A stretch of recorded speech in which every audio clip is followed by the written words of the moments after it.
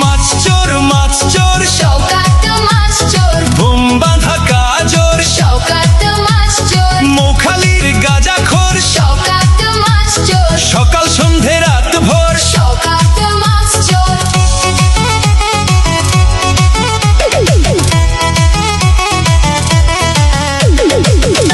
শওকত মোল্লাকে ভাঙড়ের মানুষ বিশেষ করে তৃণমূল কংগ্রেসের নেতা বলে মনে করেন। ওকে একটা পাক্কা মাছ চোর ক্রিমিনাল এই হিসেবে ওকে ট্রিট করে এবং যাকে এবং খুনি।